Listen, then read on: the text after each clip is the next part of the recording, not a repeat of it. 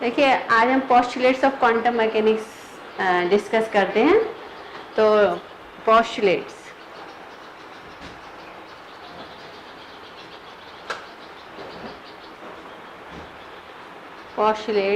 Of quantum mechanics. तो ये actually postulates क्या है, जैसे हमें मान लो क्वांटम थ्योरी या क्वांटम मैकेनिक्स स्टडी करनी है, तो उसके लिए हम कुछ बेस बना लेते हैं कि हमारे जो है ये बेस है और ये बेस सही है हमारा क्वांटम मैकेनिक्स का, और इस बेस के आधार पर हम क्वांटम मैकेनिक्स स्टडी करेंगे। अब जैसे क्या है कि अब आपको जैसे कुछ चीज़ें आपको मान लेनी पड़ती है। जैसे आपको पूजा कर रहे हैं, आप तो मंदिर में जा रहे हैं, आप पूजा कर रहे हैं, उसके आप तर्क को तर्क नहीं करते आप। इसी तरीके से पोस्टुलेट्स में क्या है, हम ये विश्वास रखते हैं कि ये हमारे जो पोस्टुलेट्स हैं वो बिल्कुल हमारे क्वांटम मैकेनिक्स का बेस हैं, और इनके आधार पर चलेंगे तो हमको क्वांटम मैकेनिक्स से कई सारी इंफॉर्मेशंस हम गैदर कर सकते हैं।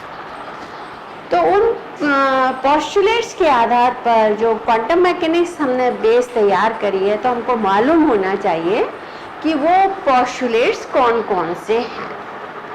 और तो पहला तो है कि हमने, जैसे आपने वेव फंक्शन के बारे में कई बार पढ़ा आपने, और हमने जो सबसे इसका जो क्वांटम मैकेनिक्स जब हम शुरू ही करते हैं तो सबसे इंट्रोडक्शन के बाद हम जो है यही बताते हैं व्हाट इज वेव फंक्शन। तो और ये सब तो हम बता ही चुके हैं कि किस तरीके से इलेक्ट्रॉन के साथ वेव एसोसिएटेड रहती है, और ये सब चीज़ें जो है हम एक्सप्लेन कर चुके हैं। तो हम हालांकि ये बीएससी में आपको बता चुके हैं, लेकिन चूंकि एमएससी के कोर्स में भी है, इसलिए हम आपको फिर से बता रहे हैं कि what are the postulates of quantum mechanics. तो पहला तो देखिए, हमारा जो पोस्टुलेट है वो डेफिनेटली जो कहते हैं ना किसी फिल्म का हीरो, उसी टाइप से आप क्वांटम मैकेनिक्स का जो हीरो है, आप उसे वेव फंक्शन को मान सकते हैं कि हम वेव फंक्शन के बिना तो क्वांटम मैकेनिक्स में हम एक पग भी इधर उधर नहीं कर सकते। जब हमें क्वांटम मैकेनिक्स का वेव फंक्शन ही नहीं पता है हमें किसी सिस्टम का, यदि हमें किसी सिस्टम की स्टडी करनी है, जैसे मैंने आपको एग्जांपल दिया किसी फिल्म का हीरो, उसी तरीके से किसी क्वांटम मैकेनिक्स सिस्टम का, क्वांटम मैकेनिकल सिस्टम का जो हीरो है वो हमारा वेव फंक्शन। बिना वेव फंक्शन के हम उस सिस्टम की कोई भी इंफॉर्मेशन गैदर नहीं कर सकते। और इसीलिए हम क्वांटम मैकेनिक्स में जो हमारा वेव फंक्शन है उसको हम स्टोर हाउस ऑफ इंफॉर्मेशन भी कहते हैं, क्योंकि वो अपने अंदर जो है सारी इंफॉर्मेशन को मतलब रखता है। जैसे आपका मतलब पर्सनल कंप्यूटर है, उसमें आप सारी इंफॉर्मेशंस रखते हैं, आपकी फ़ोटोज़ होंगी, आपके डॉक्यूमेंट्स होंगे, आपका रिज्यूमे होगा, ये सब जो है आपके लगे होंगे, आप जो है टाइप कर देंगे तो आपका वो डिस्प्ले हो जाएगा। तो एक तरीके से वेव फंक्शन है ये पर्सनल कंप्यूटर की तरह सिस्टम का, जैसे आपका पर्सनल कंप्यूटर है उसी तरीके से सिस्टम का वेव फंक्शन जो है पर्सनल कंप्यूटर है, जिसमें से हम कमांड देते जाते हैं और उस कमांड से हम सारी इंफॉर्मेशन लेते चले आते हैं।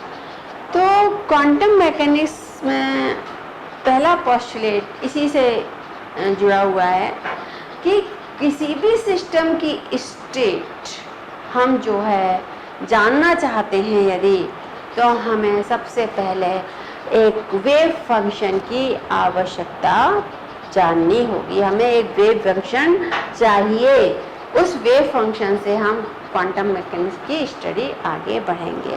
तो पोस्टुलेट्स का नंबर 1 क्या हो गया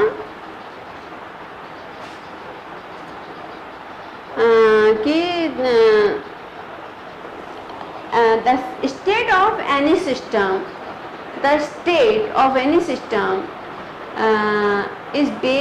can be explained on the can be explained by the state function. तो पहली चीज जो है स्टेट फंक्शन हो गया. स्टेट फंक्शन को हम किससे डिनोट करते हैं? शाई से.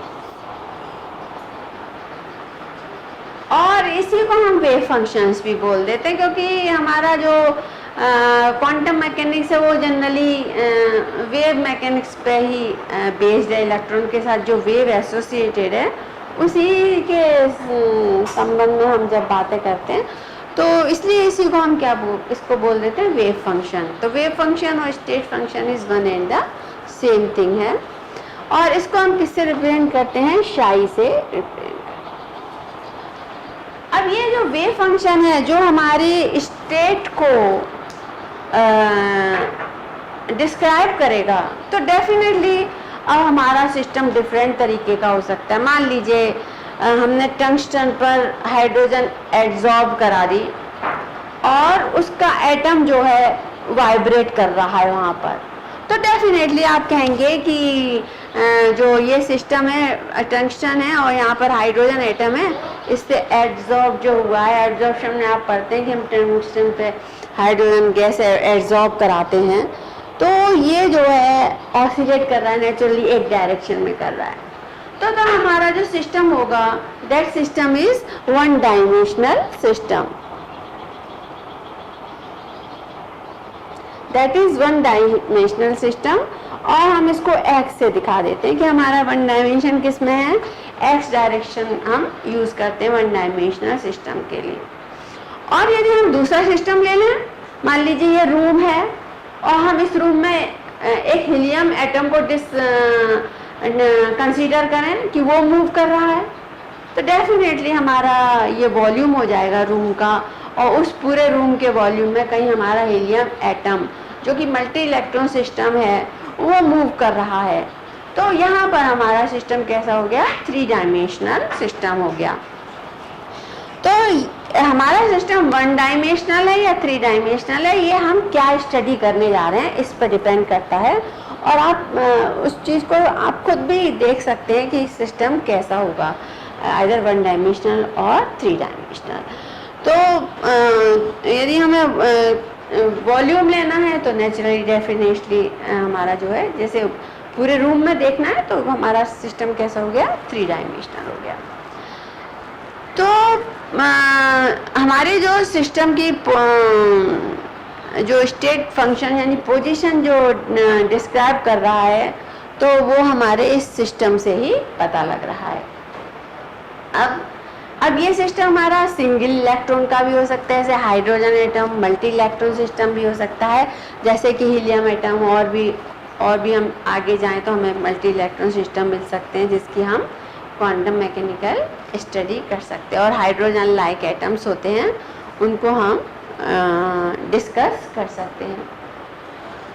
तो अब देखिए, जब हम बात करते हैं इसकी स्टेट फंक्शन की, और हमें ये भी पता लग गया कि हमारा सिस्टम वन डायमेंशनल है या थ्री डायमेंशनल है. तो जब भी हम वन डायमेंशनल सिस्टम बात करेंगे तो हम हाइड्रोजन एटम ले लेंगे, और जब भी हम थ्री डायमेंशनल बात करेंगे तो हम ये कौन सा ले लेंगे? हीलियम एटम ले लेंगे. अब बात आती है कि ये जो स्टेट फंक्शन है वो जिसको कि हम चाय से डिनोट कर रहे हैं, और ये क्या है? स्टोर हाउस है of information, store house of information है. तो स्टोर हाउस ऑफ इंफॉर्मेशन,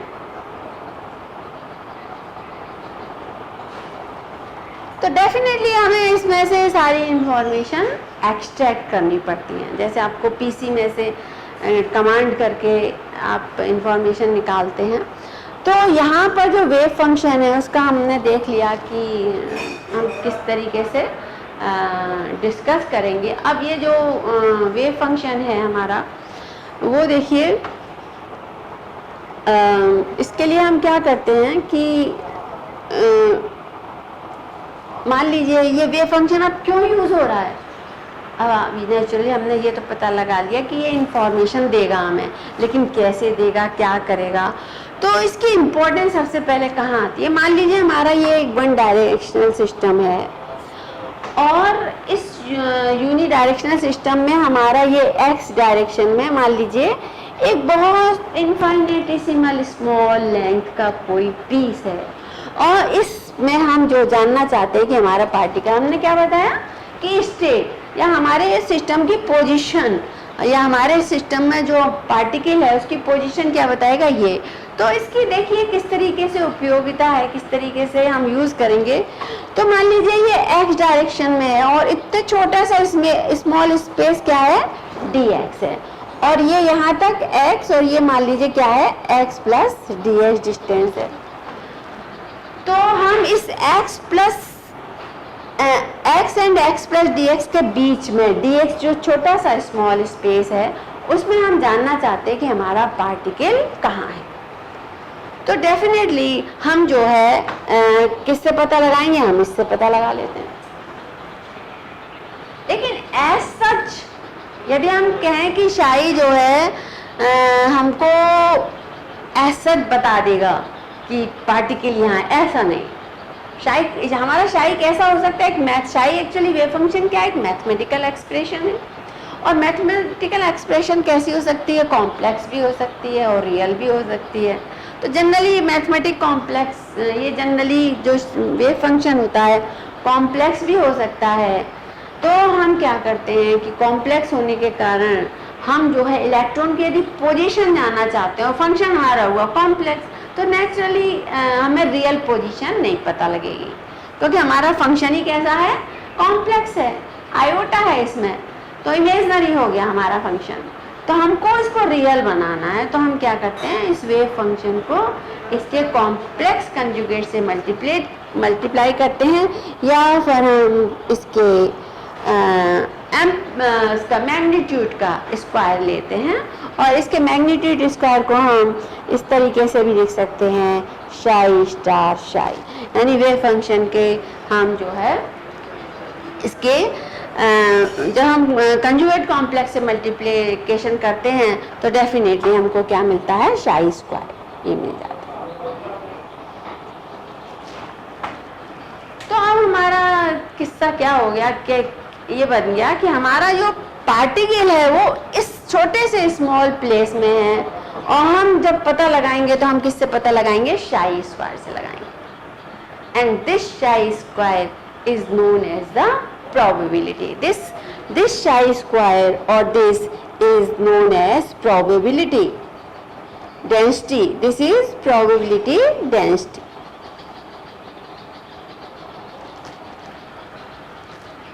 ये probability density जो है हमको बता सकती है कि पार्टिकल जो है यहाँ यदि इसके बीच में कितना है, ये हमें प्रोबेबिलिटी डेंसिटी बता सकती है।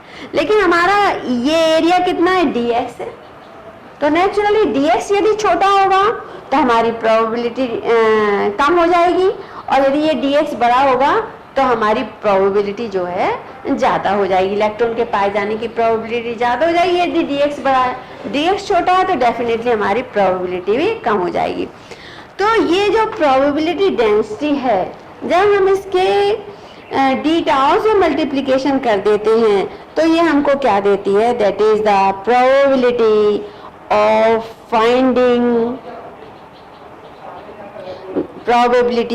Finding the particle. कहाँ पर, ये डी टाउ, दिस इज, अगर ये वन डायमेंशन है तो डी टाउ की जगह हम क्या लिख देंगे, dx, और यदि वॉल्यूम है तो डी टाउ की जगह हम मतलब जो है यूज करेंगे dx dv dz, जिसको हम शॉर्ट में डी टाउ से दिखा देते हैं, ठीक है। तो probability of finding the particle इसमें कितनी होगी, ये प्रोपोर्शनल टू हो जाती है probability density and multiplied by the volume हो जाती है। फिर हम इसमें जो है नॉर्मलाइजेशन कांस्टेंट कर देते हैं, तो दैट गिव्स प्रोबेबिलिटी। अब लेकिन ये प्रोबेबिलिटी इतने एरिया में है, हमारा पार्टिकल तो कहीं भी हो सकता है, तब हम हमारा पार्टिकल बहुत लंबी दूरी में हो सकता है, तो हम क्या करते हैं, हम यदि इतना इसके यदि हमारे पास केवल इतनी ही है, ये बाउंड्री है, ये बाउंड्री है मान लीजिए, या फिर तो हम इस पूरे को इंटीग्रेट कर दें, क्योंकि पार्टिकल ना तो इधर है जा सकता है ना इधर जा सकता है, तो हम यदि इस पूरे को इंटीग्रेट कर दें, मान लीजिए ये A है और ये B है, तो इससे यदि हम पूरे को प्रोबेबिलिटी को यदि डेंसिटी को हम यदि पूरे से मल्टीप्लाई कर दें, इंटीग्रेट कर दें A to B और ये हो गया dx, तो ये आपको क्या दे देता है कि इतने में जो है प्रोबेबिलिटी, अब इतने में उसके बाद पार्टिकल कहीं जा ही नहीं सकता, पार्टिकल कहीं जा ही नहीं सकता है, तो हमको मालूम है कि हाँ भाई इतने में तो हमें शक है कि कहीं पार्टिकल इधर तो नहीं चला गया, कहीं इधर तो नहीं चला गया, तो इसलिए हम dx में बिल्कुल कंफर्म होके नहीं कह रहे हैं। लेकिन जब इतनी ही लेंथ है, हमारा बाउंड्री इधर और इधर एंड हो रही है, तो हम बिल्कुल निश्चिंत हैं कि हाँ भाई हमारा पार्टिकल जा ही नहीं सकता है, तो इसके बीच में जो है हम जो है इंटीग्रेशन कर देंगे। यदि पूरे स्पेस का इंटीग्रेशन कर देंगे तो डेफिनेटली हो जाएंगे कि हमारे पार्टिकल इसी में है, तो हम उस प्रोबेबिलिटी को किससे दिखाते हैं, हमारी प्रोबेबिलिटी कितनी हो 100%, तो हमारी प्रोबेबिलिटी कितनी, तब उस प्रोबेबिलिटी को हम किससे दिखाते हैं, 1 से दिखा देते हैं। तो हमारा जो वेव फंक्शन है वो जो है इस तरीके से चूज करना चाहिए, इस तरीके से हमें देखना चाहिए कि वो उसके यदि प्रोबेबिलिटी डेंसिटी का वॉल्यूम से मल्टीप्लाई करें और इंटीग्रेट करें होल स्पेस में, तो हमको क्या मिलना चाहिए, 1 आना चाहिए। ये इंटीग्रल की वैल्यू कितनी आनी चाहिए, 1 आना चाहिए। तो यदि हमारा ऐसा वेव फंक्शन है कि जिसके हम कॉन्जुगेट कॉम्प्लेक्स से मल्टीप्लाई करें और इंटीग्रेट कर दें नेगेटिव इन्फिनिटी टू इन्फिनिटी और पूरे होल स्पेस में इंटीग्रेट कर रहे हैं, वो इंटीग्रल यदि 1 आता है, तो इसका मतलब क्या है कि हमारा वेव फंक्शन नॉर्मलाइज्ड है। देखिए ध्यान दीजिए, this wave function, this integral value is equal to 1, then हम कहेंगे yes this wave function can be accepted, और हमारा वेव फंक्शन कैसा है, नॉर्मलाइज्ड वेव फंक्शन। लेकिन हम तो क्या है, हम मान लो श्रोडिंगर वेव इक्वेशन जैसे देखते हैं, हम बीएससी फाइनल में आप चूंकि पढ़ के आए हैं इसलिए डिस्कस कर सकते हैं।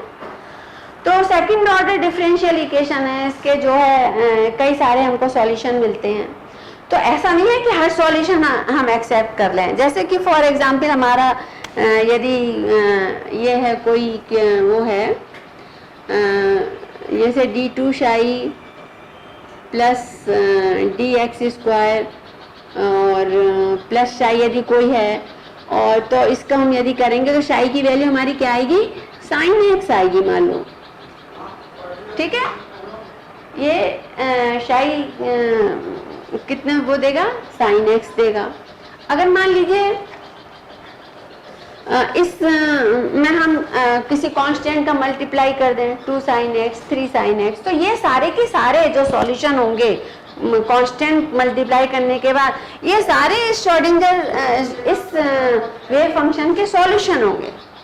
तो हमारे ऐसा नहीं है कि वेव फंक्शन हमारे कई सारे सॉल्यूशन आए श्रोडिंगर इक्वेशन सॉल्व करने पे, हमारे कई सारे वेव फंक्शन हमने निकाल लिए, तो ऐसा नहीं है कि सारे के सारे वेव फंक्शन, ये सब मैं डिटेल में बता चुकी हूँ आपको बीएससी में, कि सारे के सारे वेव फंक्शन हम एक्सेप्ट कर लें, नहीं ऐसा नहीं है। उसकी कुछ क्वालिटीज़ होती हैं जो यहाँ भी डिस्कस करेंगे, उन्हीं वेव फंक्शन को हम जो है डिस्कस कर सकते हैं। जैसे आप मान लो ड्रेसेस तो बहुत होती हैं, लेकिन स्कूल में आप तभी एंटर कर सकते हैं जब आपके प्रॉपर यूनिफॉर्म हो।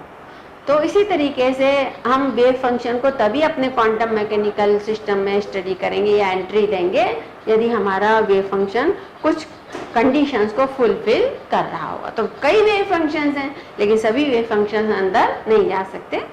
तो उसमें एक क्वालिटी ये है कि हमारा वेव फंक्शन जो है हमारा कैसा होना चाहिए, वेव फंक्शन नॉर्मलाइज होना चाहिए। अगर मान लीजिए हमने ये इंटीग्रल लिया और मान लीजिए हमारे पास एक नहीं आया, 1 नहीं आया, कितना आया, मान लीजिए हम कहते हैं हमारा ये आ गया 4, 4 आ गया, लेकिन हमको तो यहाँ कितना चाहिए, 4 चाहिए। तो 4 बनाने, इसको 1 बनाने के लिए हम क्या करेंगे, इसको 4 से डिवाइड करेंगे, तो हमको यहाँ किधर मिल जाएगा, इधर 1 मिल जाएगा। जब इधर हमने डिवाइड किया है तो हम इधर भी डिवाइड करेंगे 1/4 से। लेकिन यहाँ पे हमारे पास 2 वेव फंक्शन है, तो 2 वेव फंक्शन है, तो हम कैसे कर सकते हैं, √4 एंड √4।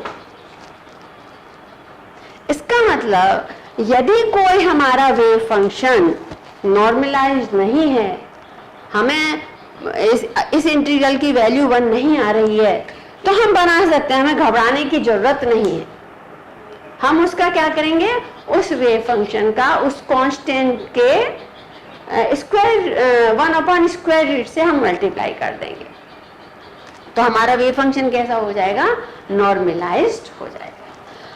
तो जब नॉर्मलाइज्ड हो जाएगा तो इस प्रोसेस को, क्योंकि हमने वेव फंक्शन को नॉर्मलाइज किया है, इस वेव फंक्शन को नॉर्मलाइज किया है, इसलिए इस प्रोसेस को हम नॉर्मलाइजेशन कहते हैं। अब देखिए एक चीज और देखिए, मान लीजिए हमारा ये कांस्टेंट इंफिनिटी आया, तो क्या हम अपने वेव फंक्शन को नॉर्मलाइज कर सकते हैं, नहीं कर सकते। अगर मान लीजिए हम फिर इंफिनिटी से डिवाइड करेंगे तो हमें क्या मिल जाएगा, 0, इंटीग्रल की वैल्यू 0, यानी हमारा वेव फंक्शन एग्जिस्ट ही नहीं कर रहा है।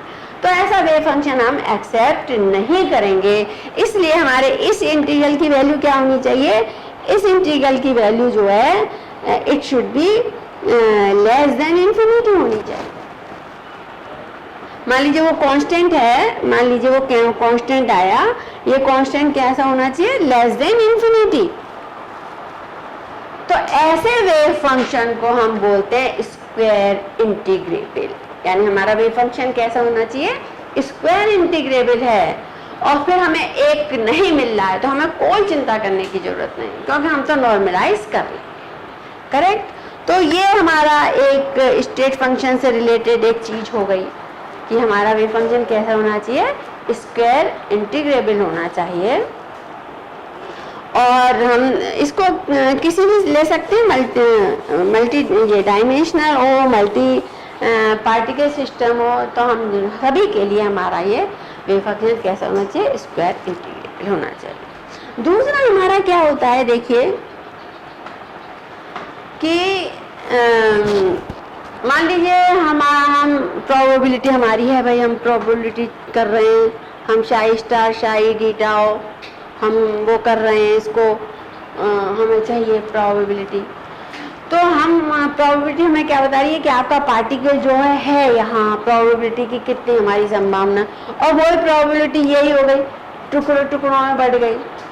तो हमारा क्या होगा, अगर हमारी प्रोबेबिलिटी जो है एक ही पॉइंट पे बार बार बदल के आ रही है प्रोबेबिलिटी, तो उसका कोई मतलब ही नहीं है कि हम एक तो हम प्रोबेबिलिटी ढूंढ रहे हैं कि भाई इस प्लेस पे पाने की कितनी ज़्यादा प्रोबेबिलिटी, तो कभी वो 10% पता लग रहा है, कभी 90% दे रहा है। तो ये डिफरेंट वैल्यूज यदि हमें प्रोबेबिलिटी की मिल रही है, मतलब हमारी प्रोबेबिलिटी यदि हमारी मल्टी वैल्यूड हो गई तो हमारे किसी काम की नहीं। तो उस प्रोबेबिलिटी को भी हमारा क्या होना चाहिए, सिंगल वैल्यूड होना चाहिए कि बार बार हम आए और बार बार जो है हम उसे पॉइंट पे आए तो हमें जो है उतनी ही वैल्यू मिलनी चाहिए प्रोबेबिलिटी।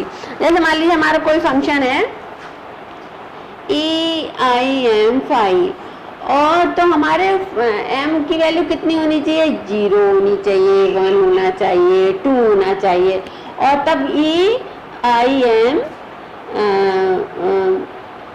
5 + 2 पाई इस तरीके का कोई फंक्शन है यदि, तो वो डेफिनेटली कैसा होगा, सिंगल वैल्यूड होगा। और यदि जिसमें m जो है कैसा वेरी करे, वो 0, 1, 2, माइनस होगा तो वो एक्सपोनेंशियल बन जाएगा, ठीक है। तो इसलिए यहाँ पर हम m की वैल्यू कैसे लेंगे, पॉजिटिव 0 1 + 1 2 लेंगे सिंगल वैल्यूड फंक्शन बनाने के लिए। और अब मान लीजिए हमारा कोई फंक्शन है साइन इनवर्स x, और इसकी वैल्यू कहाँ से कहाँ वेरी करती है, -1 से 1 के बीच में। तो यदि हमें प्रोबेबिलिटी लेनी है तो हम कैसे करेंगे, मान लीजिए एक वैल्यू से x की कितनी है, मान लीजिए से इसे एट x = 0, तो हमारा साइन -इनवर्स 0, जब ये हम कैलकुलेट करेंगे तो हमको कई सारी वैल्यूज मिलेंगी। एक तो 0 ही रिजल्ट हो सकता है, पाई 2 पाई 3 पाई, यानी हमारा x = 0 पे हमको कई सारी वैल्यूज मिल जा रही हैं। इसका मतलब हमारा जो साइन इनवर्स फंक्शन है इट इज़ नॉट एक्सेप्टेबल, क्योंकि ये सिंगल वैल्यूड नहीं है। अब दूसरा, तो हमारे फंक्शन दो, हमारी शायद वेव फंक्शन की प्रॉपर्टीज हो गई। वो वेव फंक्शन जो कि हमें स्टेट बता रहा है, तो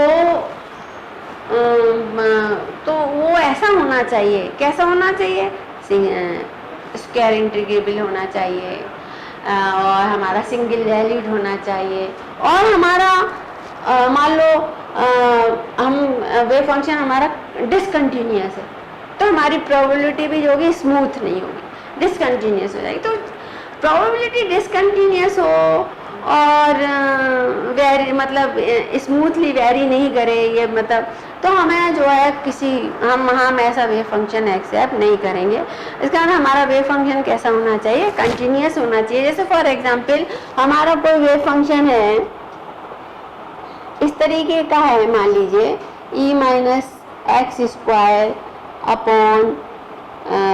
1 + e1/x। यदि हमारा देखिए इस तरीके का फंक्शन है, तो न्यूमरेटर में तो जो हमारा x यदि बहुत दूरी पर है या जैसे ऊपर वाला फंक्शन, ऊपर वाला फैक्टर तो हमेशा वेव फंक्शन को डिक्रीज करेगा। तो हमारा जो है इस तरीके से ये दोनों जो है एंड पे हमें जो है डिक्रीज होगा।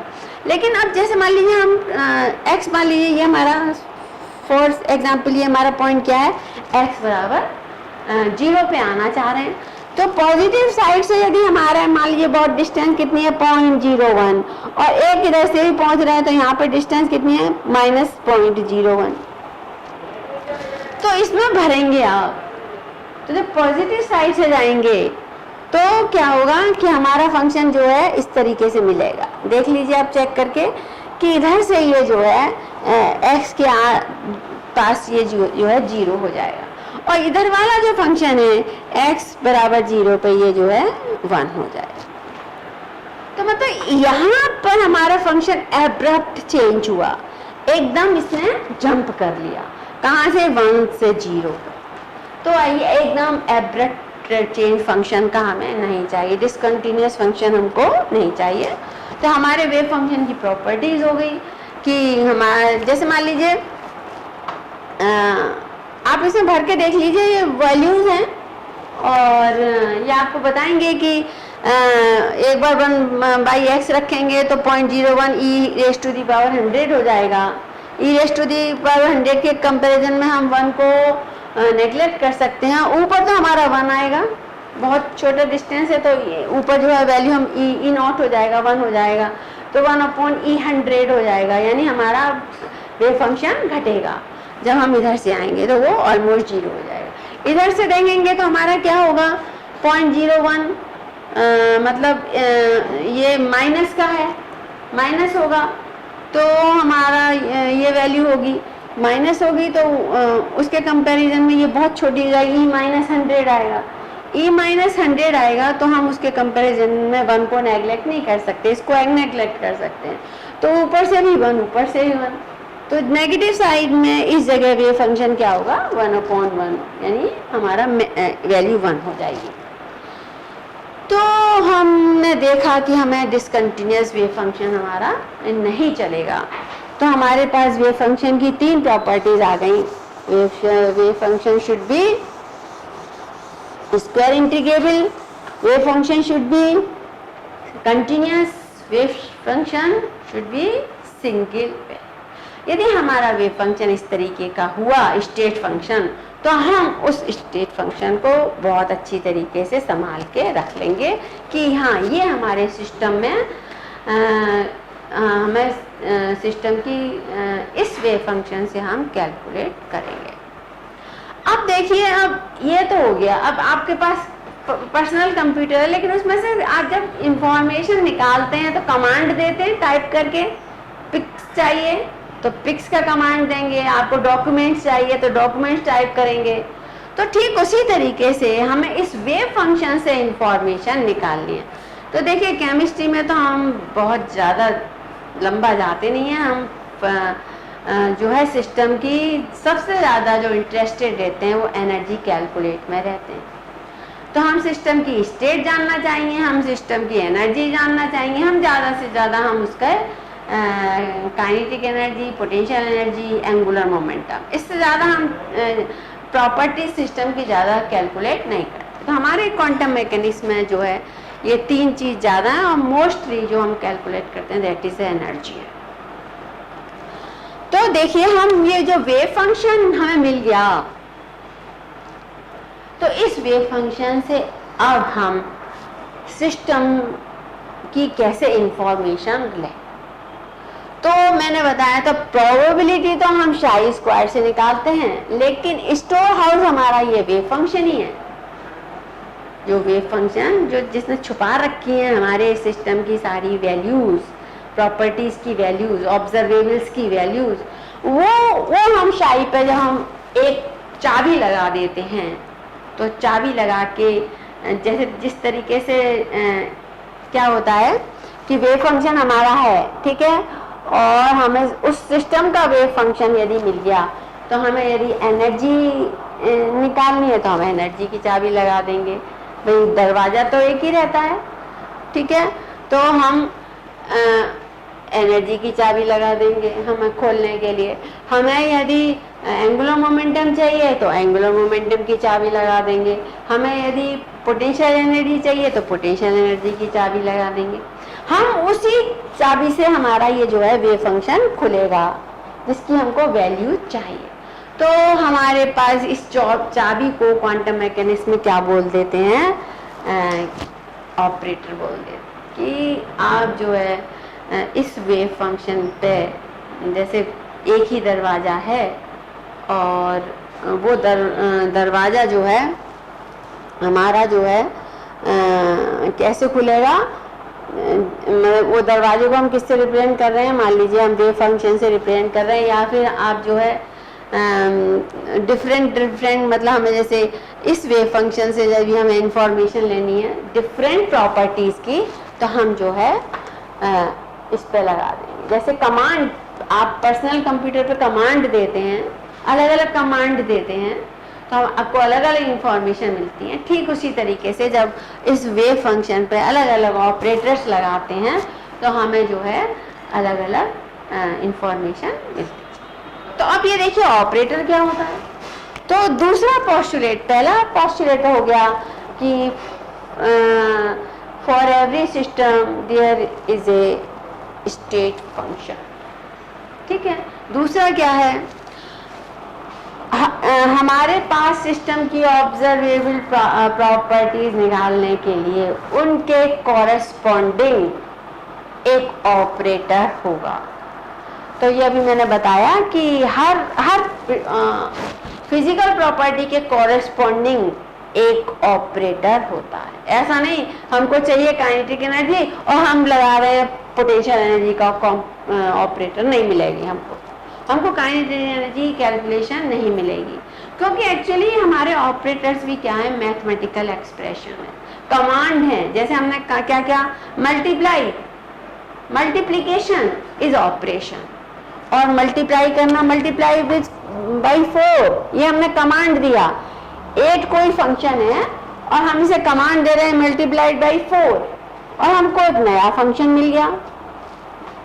तो ऑपरेटर एक्चुअली जब फंक्शन पे ऑपरेट होता है तो वो हमको कैसा फंक्शन देता है, नया फंक्शन देता है, तो इसको हम बोलते हैं ऑपरेटर। और ये हमारे तो डिफरेंट ऑपरेटर्स हैं हमारे पास,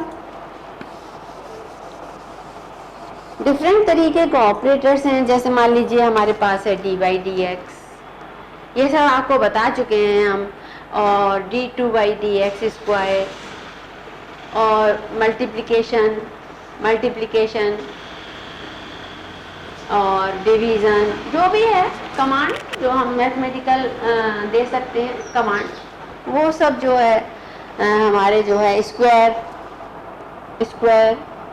अंडर रूट, ये सब हमारे ऑपरेटर।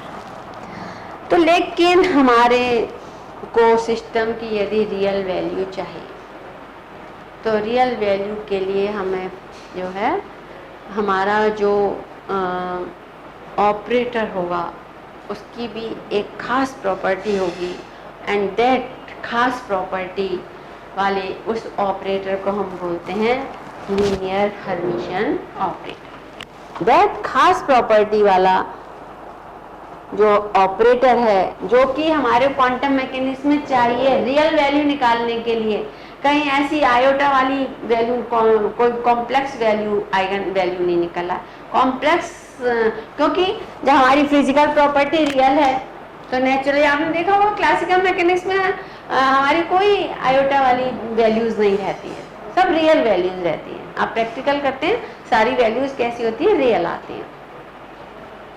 तो हमारे जो ऑपरेटर है, जो क्वांटम मैकेनिकल सिस्टम पर हम अप्लाई करने जा रहे हैं, उस ऑपरेटर की एक खास प्रॉपर्टी रखने वाले इस ऑपरेटर को बोलते हैं linear Hermitian operator.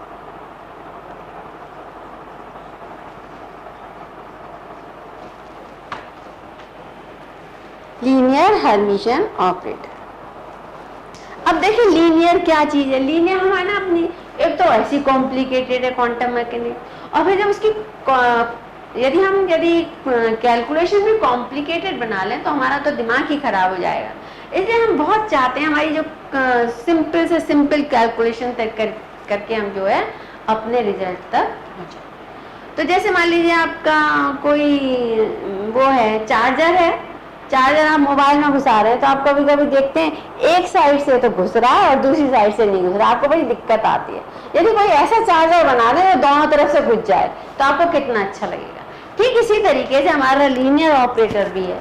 Linear operator क्या है, मान लीजिए हमारे पास कोई दो फंक्शन है f1 और f2, और हमारा ये a ऑपरेटर है, तो या तो हम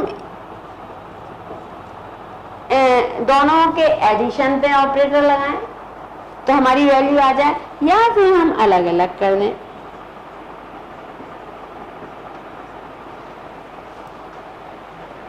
तो जैसे मान लीजिए आपका differential D by d x f1 plus f2, या तो अलग अलग करें या फिर दोनों को जोड़ के करें। तो इसको जोड़ के करेंगे तो अभी आपको क्या करना पड़ेगा, df1 बाई डी2, df2 बाई डी2, और अलग अलग करेंगे तो अभी आप जो है इसको वैसे ही करेंगे df1 अपॉन dx और प्लस df2 बाई dx।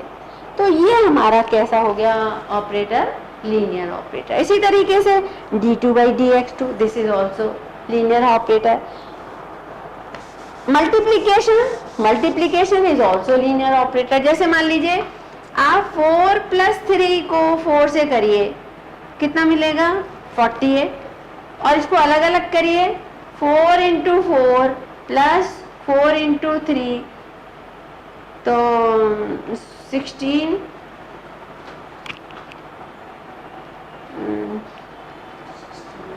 नहीं कैसे चाहती हो तो गलत, 3 चौबार 16 प्लस ये सब 12 मल्टीप्लाइड बाई करा ना, तो हमारा क्या आ गया, सॉरी 7 है। 4 प्लस 3 हमने क्या करा, ऐड किया, तो हमारा कितना आया 28, और ये हमारा कितना आएगा 28, 16 प्लस 12। चाहे हम ऐसे कान पकड़ लें चाहे हम ऐसे कान पकड़ लें, दोनों तरफ से हमको रिजल्ट क्या मिल रहा है, 28 ही मिल रहा है। इसलिए हम चाहते हैं कि हमारा ऑपरेटर कैसा हो, लीनियर ऑपरेटर। अब दूसरा हमने क्या बोला, हमारे पास तो भाई अगर हमारे प्रॉपर्टी यदि वैल्यू, प्रॉपर्टी की वैल्यू यदि हमारी कैसी आ गई, कॉम्प्लेक्स आ गई, यानी रियल नहीं आई, इमेजनरी आ गई, तो इसका मतलब हमारी प्रॉपर्टी रियल नहीं है। लेकिन जब फिजिकल प्रॉपर्टी तो होगी तो उसकी वैल्यू भी रियल होनी चाहिए। तो हम ऐसा ऑपरेटर चूज करते हैं, वो ऑपरेटर कौन सा होता है, हर्मिशियन ऑपरेटर होता है। हर्मिशियन ऑपरेटर की भी यही प्रॉपर्टी है। मान लीजिए हमारे पास कोई दो फंक्शन है, शाई और फाई। हम शाई के लिए क्या करते हैं, इसका और हमारा ऑपरेटर कौन सा है, ए ऑपरेटर है। तो पहले हम शाई ए ऑपरेटर शाई पे करें, फिर जो इसका रिजल्ट आए, मान लीजिए ये रिजल्ट है, इस रिजल्ट को हम इसके हर्मिशियन फाई इसके कंजुगेट कॉम्प्लेक्स से उस रिजल्ट को मल्टीप्लाई करें और हम उसको इंटीग्रेट होल स्पेस कर दें from minus infinity to infinity d tau. ये किसके बराबर होना चाहिए, ये जो इंटीग्रल किसके बराबर होना चाहिए। मान लीजिए हम अब फाई ले लेते हैं। पहले फाई को हमने अब कर दिया, हमने अब इस पे ना करके हमने किस पे किया, फाई पे ऑपरेट किया और इसके रिजल्ट को हमने किसके कॉम्प्लेक्स कंजुगेट से मल्टीप्लाई कर दिया, इससे कर दिया। और फिर हमने जो है माइनस इन्फिनिटी टू इन्फिनिटी से इंटीग्रेट करा होल स्पेस। और यदि हम इसका हम कॉम्प्लेक्स कंजुगेट ले लें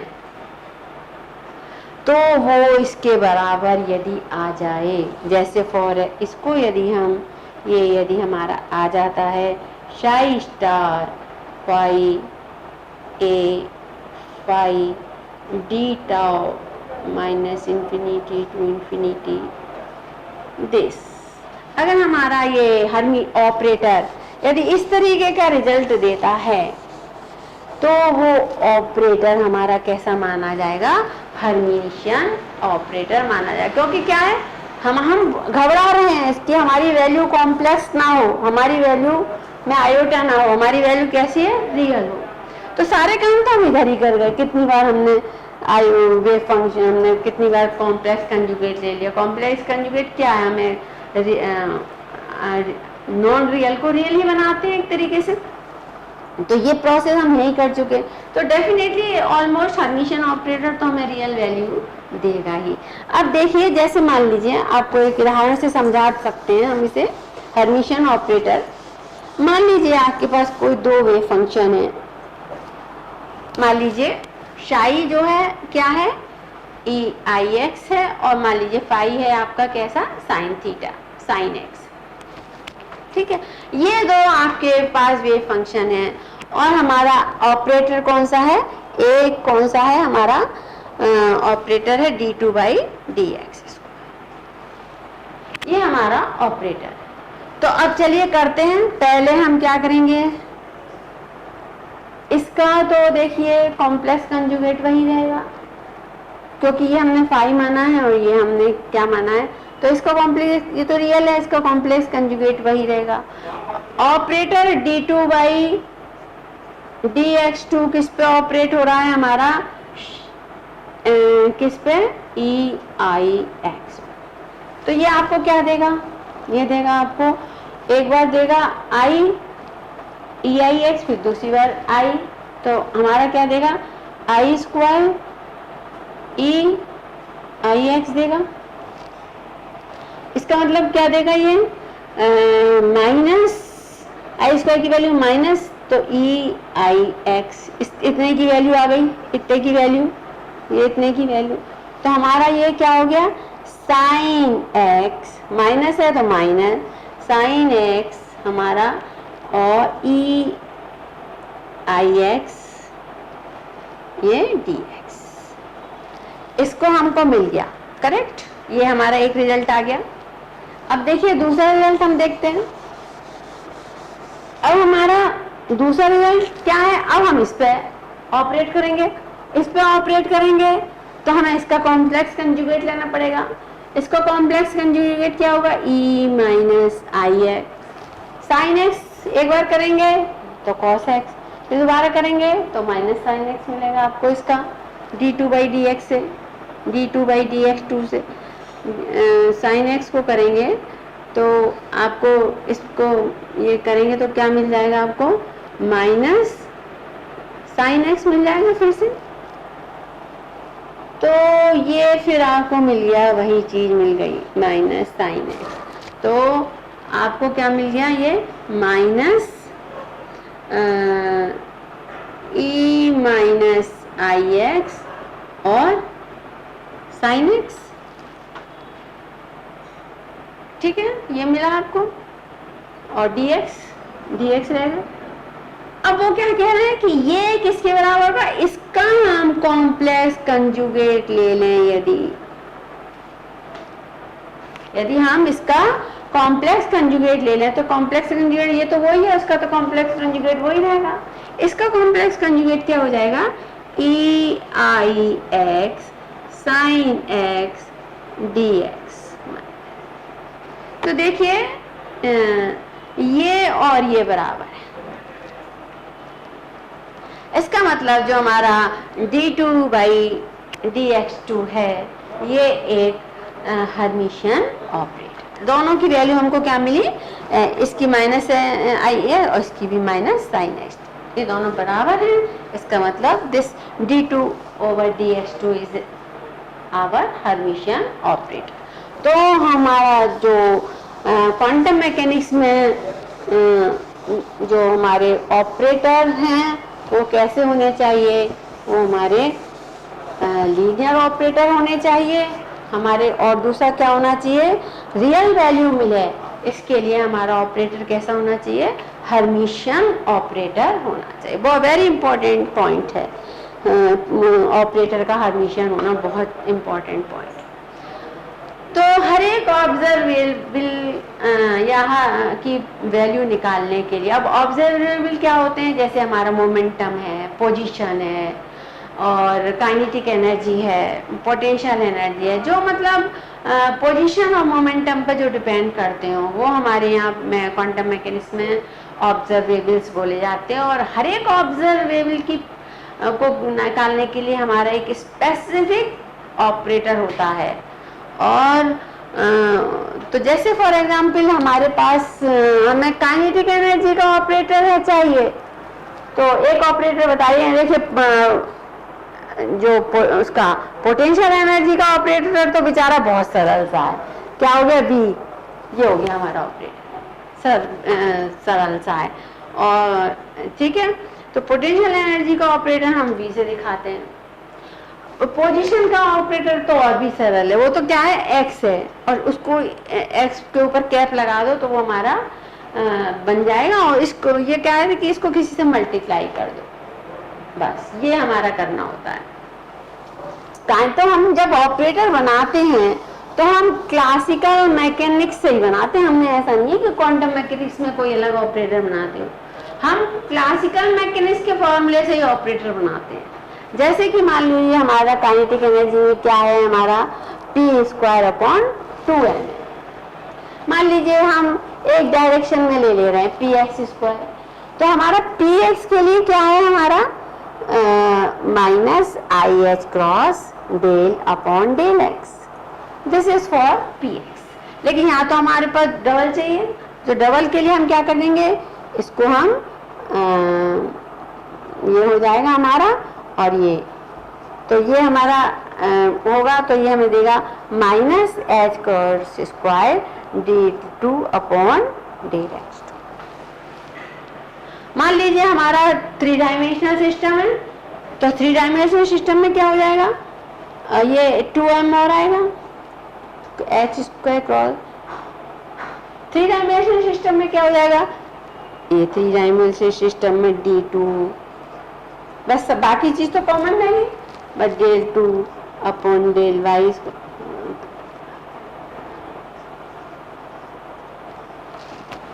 और हम हर चीज़ में शॉर्टकट देखना चाहते हैं, तो वो शॉर्टकट देखने के लिए हमने यहाँ पर भी क्या करा, minus x cross square 2m, और इसको हम डेल स्क्वायर,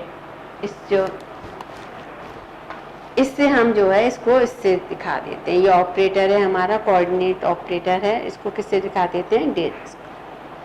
तो ये हमारा किसका ऑपरेटर बन गया, काइनेटिक एनर्जी का ऑपरेटर बन गया। और हमें एनर्जी का ऑपरेटर चाहिए, तो एनर्जी का ऑपरेटर में हम इसमें वी और मिला देंगे, और इस पूरे को हम किससे दिखाते हैं, हैमिल्टोनियन। ऐसे अलग अलग हमारे पे एनर्जी का, एंगुलर मोमेंटम का, काइनेटिक एनर्जी का, पोटेंशियल एनर्जी का, पोजीशन का, ये सब हमारे ऑपरेटर्स अलग अलग हैं, जो कि आपने बीएससी में कई बार पढ़ी है। तो ये हमारा हो गया कि हर ऑब्जर्वेबल प्रॉपर्टी के लिए हमारे पास क्वांटम मैकेनिक्स में एक ऑपरेटर होता है प्रॉपर्टी निकालने के लिए, और वो ऑपरेटर कौन सा है, हर्मिशियन लीनियर ऑपरेटर। अब हम जो है आते हैं तीसरे पोस्टुलेट पे, and next is postulate, third postulate है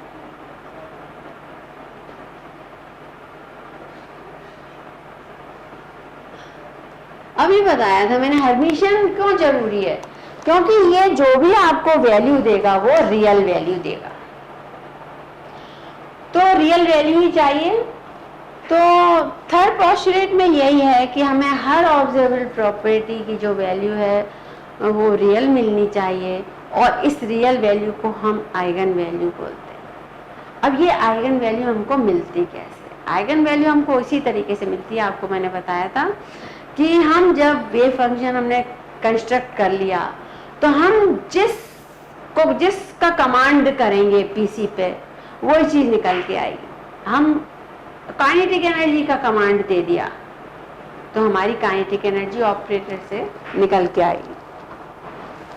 तो हमारा थर्ड पोस्टुलेट ये है कि हमारे पास एक आइगन वैल्यू इक्वेशन होनी चाहिए, और उस आइगन वैल्यू इक्वेशन में हमारे पास एक आइगन वेव फंक्शन होना चाहिए, और आइगन वेव फंक्शन से हमारे पास हमें एक आइगन वैल्यू मिलनी चाहिए। तो एक आइगन वैल्यू इक्वेशन के बारे में हम पोस्टुलेट थर्ड में बात करते हैं, जिससे हमको आइगन वैल्यू मिलती है। अब ये देखिए आइगन वैल्यू कैसे मिलती है। मान लीजिए हमने कहा कि आप dy dx कर लीजिए 2x स्क्वायर, आप डिफरेंशिएट करिए तो आपको क्या मिल जाएगा, 4x मिल जाएगा। डिफरेंशिएट करेंगे तो आपको क्या मिल जाएगा, 4x मिल जाएगा। अब लेकिन इसने तो क्या करा, इसने इस फंक्शन पे एक्ट किया, हमें क्या कर दिया, एकदम नया फंक्शन दे दिया, बिल्कुल बदल के दे दिया। अगर मान लीजिए हम कहते हैं आप तो dy dx को करिए e3x पे, आपके पास ये फंक्शन है, और आप बोलेंगे कि हम कहेंगे इस पर डिफरेंशिएट करिए, तो आप इसको कैसे डिफरेंशिएट करेंगे, आपको क्या मिल जाएगा, ये फंक्शन तो बेचारा वो यों की यों दे देगा, लौटा देगा, और इसके साथ आपको एक वैल्यू और दे देगा। इसको जब डिफरेंशिएट करेंगे तो ये इस फंक्शन के लिए, इस फंक्शन के लिए नहीं, इस फंक्शन के लिए तो इसने कोई रहम नहीं दिखाया, इस फंक्शन को भी बदल डाला, इस पे रहम कर रहा है, इस फंक्शन पे। ये वाला फंक्शन इसके लिए स्पेशल है, स्पेशल है तो क्या कर रहा है कि लो भाई मैं तुम्हारा फंक्शन वापस कर रहा हूं, साथ में तुम्हें हम एक कांस्टेंट वैल्यू भी दे रहे हैं, और दैट कांस्टेंट वैल्यू इज 3। तो ये वैल्यू कौन सी कहलाती है, this value is eigen value, and which this is real value, and this is real value. और हमें फंक्शन बैक मिल गया, तो ये वाला वेव फंक्शन इसके लिए स्पेशल हो गया। स्पेशलिटी को क्वांटम मैकेनिक्स में क्या बोल देते हैं, this is eigen function for this operator, this function is eigen function of the operator. और एक चीज और है कि यदि हमारा वेव फंक्शन आइगन फंक्शन होगा तो हम कितनी बार भी हम वैल्यू निकालेंगे, हमारी जो वैल्यू आएगी वो आइगन वैल्यू ही निकल के आएगी हमेशा। अगर हमारा वेव फंक्शन कैसा है, आइगन फंक्शन। तो अब यदि हम इसी में देख लेते हैं, और हमारी ये क्या हो गई, आइगन वैल्यू हो गई। एंड दिस इज होल, हमारा क्या हो गया, आइगन वैल्यू इक्वेशन। मान लीजिए ऑपरेटर को हम किससे दिखाएं, ए से, और हम वेव फंक्शन को किससे दिखाएं, साई से। ये इस पे ऑपरेट हुआ और हमें ये मिल जाए, स्मॉल ए मिल जाए और साई वापस मिल जाए, तो ये हमारी वैल्यू कौन सी होगी, this is eigen value equation. तो हर ऑब्जर्वेबल के लिए हम कि हमारे पास एक आइगन वैल्यू इक्वेशन होना बहुत जरूरी है। आइगन वैल्यू इक्वेशन क्यों होना जरूरी है, क्योंकि हमको आइगन वैल्यू चाहिए, आइगन वैल्यू जिससे हमें वेव फंक्शन बैक मिले, और ये आइगन वैल्यू जो होती है रियल होती है। और जो हर्मिटियन ऑपरेटर की एक खास प्रॉपर्टी होती है कि ये वैल्यू जो है हमें रियल मिले। तो हमारा थर्ड पोस्टुलेट यही हो गया कि हर ऑब्जर्वेबल जो हर फिजिकल प्रॉपर्टी की वैल्यू हमें किसके फॉर्म में मिलती है, आइगन वैल्यू के फॉर्म में मिलती है। और यदि मान लो हमारा वेव फंक्शन आइगन फंक्शन नहीं है, हमारा वेव फंक्शन यदि आइगन फंक्शन नहीं है, तो हमारा क्या होगा, जैसे फॉर एग्जांपल हार्मोनिक ऑसिलेटर में आपने को मैंने पढ़ाया था, हमारी जो पोटेंशियल एनर्जी कितनी आती है, हाफ के स्क्वायर, और हमारी जो काइनेटिक एनर्जी के लिए फॉर्मूला क्या था, 2m डेल स्क्वायर। ये हमारी टोटल एनर्जी रहती है, और जिसका नेचर क्या होता है हमारा n plus half H new. ये हमारी आइगन वैल्यू है हार्मोनिक ऑसिलेटर के लिए, जो n से बदलती रहती है। n जितना होगा उसी हिसाब से हमको आइगन वैल्यू मिलती चली जाएगी। n बराबर 0 1 2 3 रहता है यहाँ पे। तो अगर हमारा वेव फंक्शन मान लीजिए आइगन फंक्शन है, तो हमें मान लीजिए इसकी एक वैल्यू 5/2 एच न्यू मिली है, तो हर बार उस वेव फंक्शन से हमको 5/2 एच न्यू ही मिलेगा। ये है यदि हमारा वेव फंक्शन आइगन फंक्शन हुआ। और यदि मान लो हमें नहीं मिल रहा है ऐसी कांस्टेंट वैल्यू एक, तो हम क्या कहते हैं, हमें हर बार देख रहे हैं, यानी इसका मतलब हमारा वेव फंक्शन आइगन फंक्शन नहीं है। यदि हमें वैल्यूज में वेरिएशन मिल रहा है, जैसे मान लीजिए हमने कोई एक्सपेरिमेंट किया, उसकी A1 वैल्यूज हमें मान लीजिए कितने टाइम्स मिली, N1 टाइम्स। A2 जो दोबारा करा मान लो, तो उसकी जो A2 वैल्यूज हमें मान ली कितनी ली, 5 बार एक्सपेरिमेंट करने पर मिली, तो वो हम उसको N2 से रिप्रेजेंट कर रहे हैं। तो हमें जो एवरेज होगा वैल्यू का, वो कैसे होगा, A1 N1 plus A2 N2 निकालते रहो, इसी में परेशान हो जाओ। A1 N2 जितनी निकालें, और उसका हम जो है किससे कर दें, N1 N2 से डिवाइड कर दें, तो हमारा ये एवरेज निकलेगा।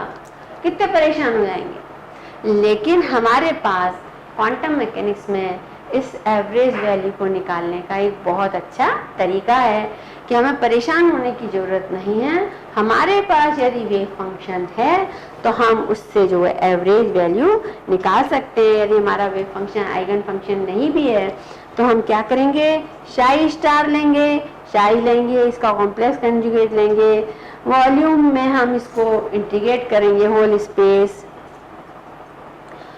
और ऑपरेटर ये हमारी निकालने का तरीका है। और ये Sai star Sai D top,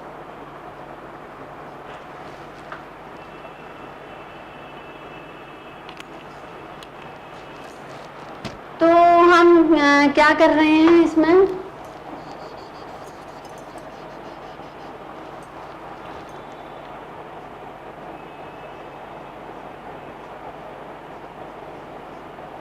इस तरीके से हम एवरेज निकाल सकते हैं। मान लीजिए हमारा वेव फंक्शन नॉर्मलाइज है, तो इसकी वैल्यू कितनी होती है, तो कई बार पढ़ा है, इसकी वैल्यू 1 होती है। तब आपको इसकी जरूरत ही नहीं है, तब आपको इसकी जरूरत नहीं है, क्योंकि नीचे क्या हो गया, 1 हो गया। और देखिए क्यों नहीं है जरूरत आपको, ए शाई है, अभी मैंने बताया था आपको नॉर्मलाइज है वो, यदि आपका आइगन फंक्शन है तो आपको क्या देगा, ए शाई देगा। तो इस ए शाई की जगह आप क्या लिख सकते हैं, ए शाई लिख सकते हैं, इसको रिप्लेस कर दीजिए ए शाई से और ए को बाहर निकाल लीजिए।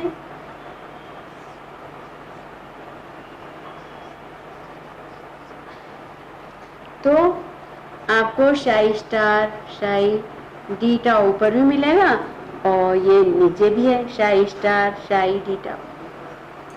तो ये कैंसिल हो जाएंगे, आपको केवल क्या मिल गया, ए मिल गया। इसका मतलब जो एवरेज वैल्यू है वो आपकी किसके बराबर है, आइगन वैल्यू के बराबर है। यानी वेव फंक्शन यदि हमारा ये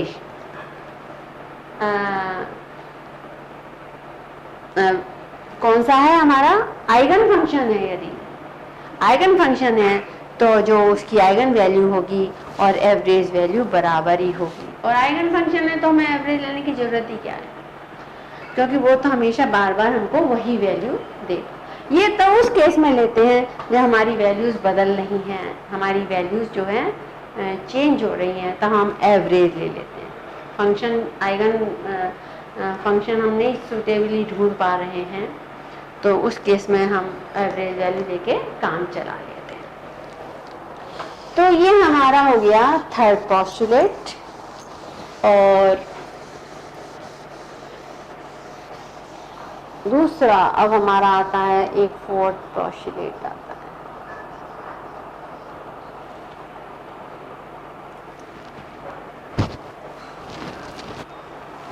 फोर्थ पोस्टुलेट हमारा जो है एक्चुअली हमने इतने सारे वेव फंक्शन की बात करी है और हम वेव फंक्शन को कैसे हैंडल कर सकते हैं, ये सब हम फोर्थ पोस्टुलेट में देखते हैं। हैंडलिंग ऑफ वेव फंक्शन क्या और हमें वेव फंक्शन के बारे में जानना है, ये सब हम जो है फोर्थ पोस्टुलेट में यूज़ करते हैं। तो हमारा जो ये माना जाता है कि जो हमारा वेव फंक्शन है वो टाइम डिपेंडेंट श्रोडिंगर इक्वेशन को ओबे करता है। और जो उसकी जो इक्वेशन है वो है s psi, time dependent Schrodinger equation is minus h cross upon i del psi upon del. तो साथ में हमें ये भी बताता है कि हमको क्वांटम मैकेनिक्स में फिजिकल प्रॉपर्टीज वैल्यू निकालने के लिए हमको टाइम इंडिपेंडेंट श्रोडिंगर इक्वेशन ही चाहिए, हमको टाइम डिपेंडेंट श्रोडिंगर इक्वेशन की जरूरत नहीं है। हमको फिजिकल प्रॉपर्टी जैसे काइनेटिक एनर्जी हुआ और हमारे यदि पोटेंशियल एनर्जी भी टाइम के साथ वेरी नहीं हो रही है, कोई काइनेटिक एनर्जी टाइम के साथ मतलब ये एंगुलर मोमेंटम वगैरह, ये सब जो है क्वांटम मैकेनिकल सिस्टम के लिए हमको जो है टाइम डिपेंडेंट वेव फंक्शन की जरूरत नहीं पड़ती है। और देखिए अब मान लीजिए ये एस शाई है, ठीक है, तो हमारे पास हैमिल्टोनियन ऑपरेटर किसके बराबर हुआ, h square upon 2m del square plus V किस किस का फंक्शन है, मान लीजिए x और t का फंक्शन है। और यहाँ पर हम जो है टोटल वेव फंक्शन यूज कर रहे हैं। टोटल वेव फंक्शन यानी हमारा टोटल वेव फंक्शन किस किस का है, x और टाइम इन पोजीशन और टाइम का डिपेंडेंट है, इन वेरिएबल्स पर डिपेंड कर रहा है। यदि वह वन डायमेंशनल हमारा केस है तो वन डायमेंशनल देख लोगे हम तो 3 डायमेंशन पे जा सकते हैं, और 3 डायमेंशन पे चलेगा तो हम 1 डायमेंशनल भी डिस्कस कर सकते हैं। और यदि हमारा ये 3 डायमेंशनल है तो हम एक्स वाई जेड को हम किससे दिखा देते हैं, आर से या क्यूब से। तो मान लीजिए हम 1 डायमेंशनल ले लेते हैं, उससे कोई फर्क नहीं पड़ रहा हमारा। और यहाँ हमारा ये शाई है, ये minus h cross upon i del psi upon del, ये हमारी इक्वेशन बन गई। तो देखिए यहाँ पर हमारे पास जैसे आपने क्लासिकल मैकेनिक्स में जो है मतलब स्टैंडिंग वेव्स पढ़ी हैं। स्टैंडिंग वेव्स का यहाँ पे एक एनालॉग है स्टेशनरी स्टेट। तो स्टेशनरी स्टेट का मतलब ये नहीं है कि हमारा सिस्टम रुक गया। स्टेशनरी स्टेट का मतलब ये है कि हमारा जो वेव फंक्शन है टाइम के साथ चेंज नहीं हो रहा है और हमारी जो फिजिकल प्रॉपर्टीज हैं वो टाइम के साथ चेंज नहीं हो रही है। तो स्टैंडिंग वेव, क्लासिकल मैकेनिक्स की स्टैंडिंग वेव्स को हम क्वांटम मैकेनिक्स में स्टेशनरी स्टेट से एनालॉग करते हैं ना। तो अब मान लीजिए हम यहाँ तो टाइम डिपेंडेंट है, तो हम जो तो हमें ये पोटेंशियल एनर्जी कैसे लेनी पड़ेगी, टाइम इंडिपेंडेंट। तो हम इसको ये कर लेंगे और हमारा वेव फंक्शन जो है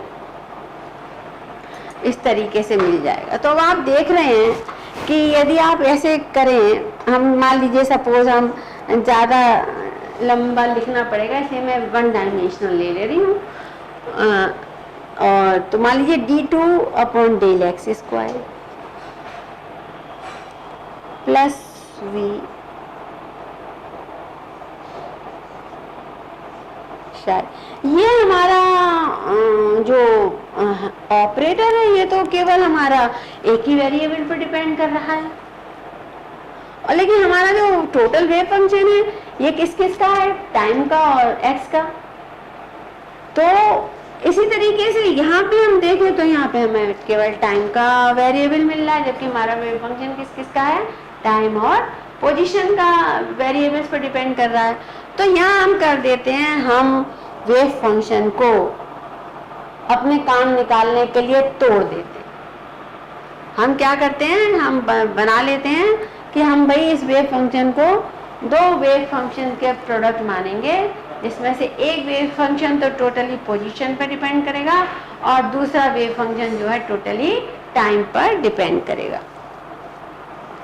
तो यहाँ पर देखिए हम जो वेव फंक्शन है वो मान लेते हैं,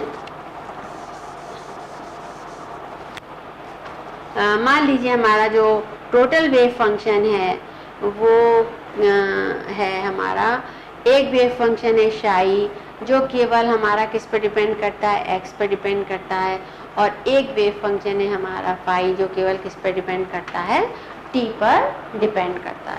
तो नेचुरली हम यहाँ पर शाई की जगह क्या रख देंगे, हम शाई एंड फाई रख देंगे। इधर भी हम क्या रख देंगे, शाई और फाई रख देंगे।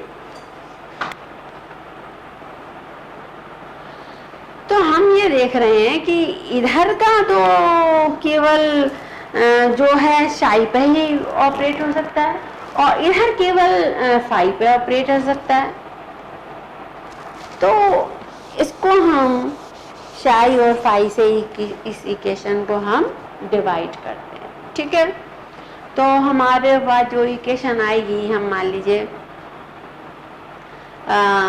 दोनों तरफ यदि हम डिवाइड कर रहे हैं किससे, शाई और फाई से,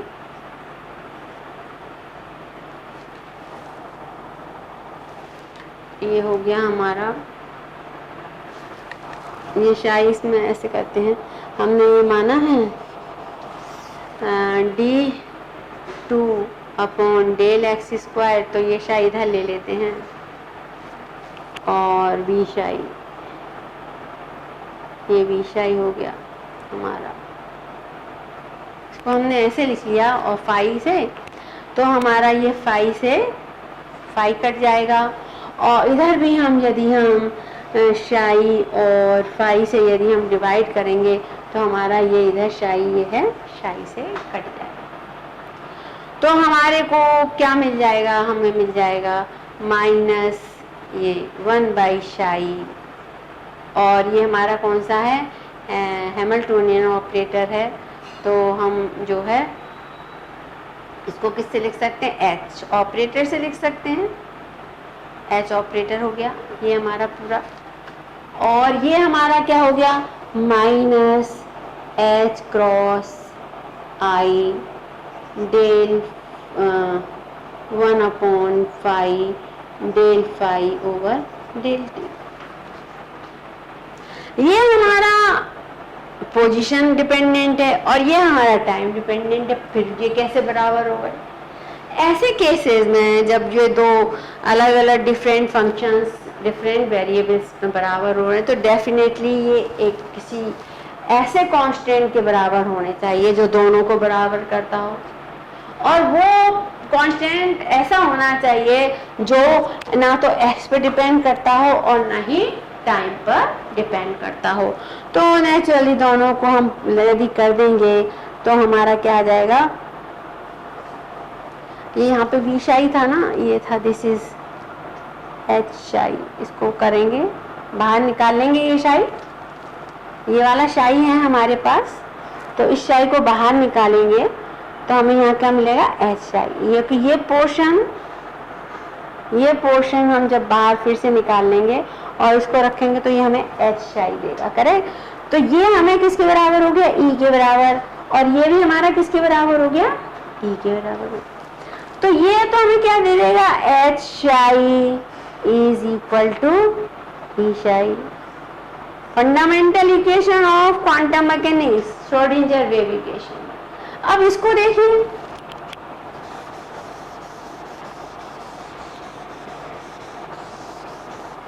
देखिए, हमारे पास ये क्या है? माइनस एच क्रॉस आई। तो हम उसको उधर ले जाएं तो हमारे पास क्या हो जाएगा? एच क्रॉस आई यदि उधर ले जाएंगे तो हमारे पास क्या बचेगा? 1/5। तो हम इसको डायरेक्ट ऐसे कर ले सकते हैं, डेल फाई। अब ये सिंगल वेरिएबल है तो ये ऑर्डिनरी उसमें बन गया d phi over d phi, और उधर क्या ले लिया हमने? Minus i E upon h cross, ठीक है? ये उधर चला गया और इधर क्या आ गया? डी फाई ओवर डी और डी टी। दोनों तरफ इंटीग्रेट यदि हम कर दें तो हमको क्या मिलेगा?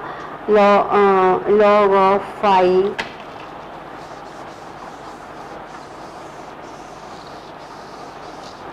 बराबर हमको क्या मिलेगा? ये मिल जाएगा e minus i E upon h cross plus log of n, और फाई इज इक्वल टू हमारा हो गया एन ई माइनस आई ई। तो जो हमारा टोटल वेव फंक्शन था वो किसके बराबर हो गया? ये वाला फंक्शन इधर रख देंगे हम, N E minus i E upon h cross. ये हो गया, करेक्ट? तो अब यदि हमें प्रोबेबिलिटी निकालनी है, हम ये प्रूफ करने आ रहे हैं कि हमारी प्रोबेबिलिटी टाइम डिपेंडेंट नहीं है। देखिए इसमें टी और आएगा, वो जो 1/t dt/t था तो यहाँ पे आई टी आएगा, क्योंकि देखिए हमारा कैसे आया था वो formula, d phi upon phi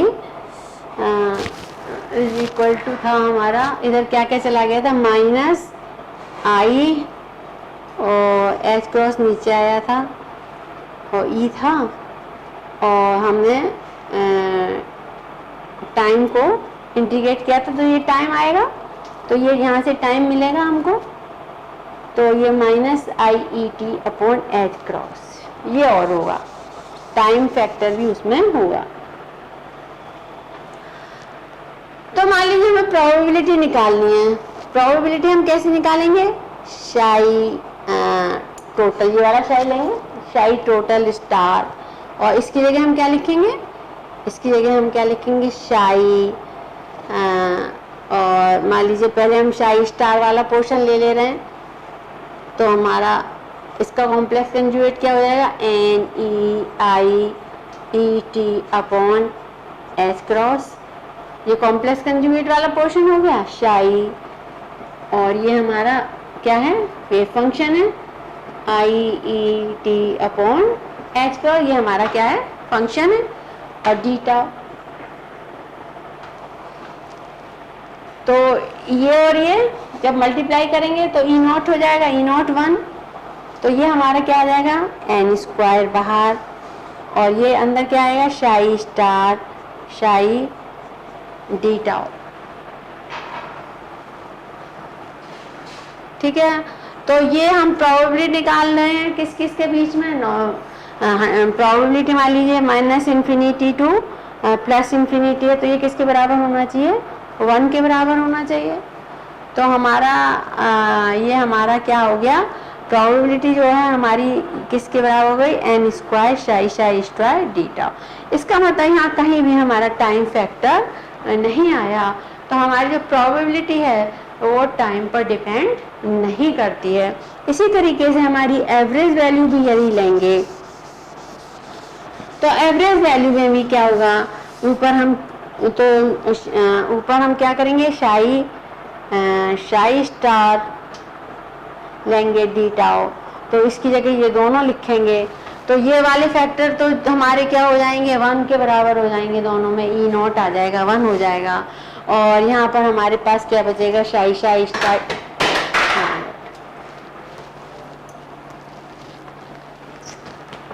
शाई स्टार डी टाउ बचेगा। उसी तरीके से तो एवरेज वैल्यू जैसे हम निकाल रहे हैं, तो ऊपर हमारे पास क्या बचेगा, शाई स्टार, ये वाला फैक्टर तो हमारा 1 हो जाएगा, और एन स्क्वायर और हमारा शाई स्टार डी टाउ ए और डी टाउ अपॉन हमारा एन स्क्वायर इधर भी आएगा क्योंकि हमारा ये है, और शाई स्टार शाई डी टाउ। तो हमारी ये हट कट जाएगा। इसका मतलब हमारे को प्रॉपर्टी की जो हम एवरेज वैल्यू लेते हैं या वो भी हमारी टाइम इंडिपेंडेंट रहती है। तो इस तरीके से ये हमने आधार बनाया है पोस्टुलेट्स का, क्वांटम मैकेनिक्स का, और इन आधार को बैठा के दिमाग में फिर हम अपने आगे क्वांटम मैकेनिकल स्टडी करते हैं। तो this is all about postulates of quantum mechanics. Next time हम particle in 1 dimension and 3 dimension box लेंगे, जो कि आपके कोर्स में है।